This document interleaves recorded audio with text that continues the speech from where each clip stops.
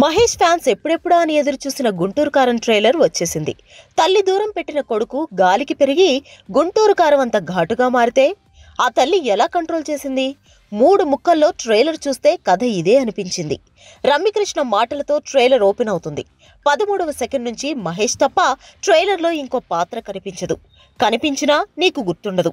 మహేష్ నుంచి ఫ్యాన్స్ కోరుకుంటున్న మాస్ను ట్రైలర్లో పక్కాగా ఎలివేట్ చేశారు. Mahesh mark mass, Trivikram mark punch రెండూ కలిసి ట్రైలర్ చూస్తే మజా వచ్చింది.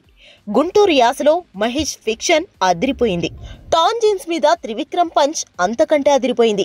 ట్రైలర్ చూస్తున్నంతసేపు ఏవో పాత సినిమాలు గుర్తుకు వచ్చినా ఎంటర్టైన్మెంట్తో త్రివిక్రమ్ మాయ చేసేలానే కనిపిస్తోంది. చిన్నప్పుడు కొట్టాల్సిన అమ్మ ఇస్త్రీ చీర కట్టుకు వచ్చి మరీ ఇప్పుడు కొట్టిందంటే మహేష్ను రమ్యకృష్ణ ఎందుకు దూరం పెట్టింది? కనీసం మొహం కూడా చూడనంతగా ఎందుకు పక్కకు తిరిగింది? ఈ 2 పాయింట్లు సినిమా మీద మరింత క్యూరియాసిటీ పెంచింది.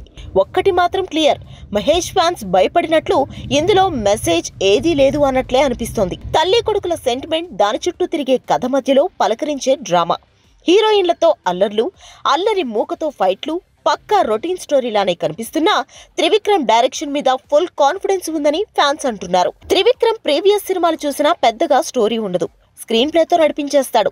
ఇప్పుడు మహేష్ విషయంలో కూడా ఇదే జరగబోతుందని స్టేటస్లు పెట్టేస్తున్నారు ఫ్యాన్స్.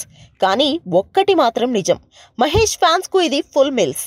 అతడు టీవీలో హిట్ అయినా, కలేజా క్లాసికల్ మూవీ అనిపించినా మహేష్ త్రివిక్రమ్ కాంబోలో థియేటర్స్ దద్దరిల్లే సినిమా ఇప్పటిదాకా పడలేదు. గుంటూరు కారంతో ఆ లోటు తీరిపోవడం ఖాయమని ఫ్యాన్స్ లెక్కలేసుకుంటున్నారు. అభిమానులారా గుర్తుంచుకోండమ్మా, మస్తు మజా వస్తది.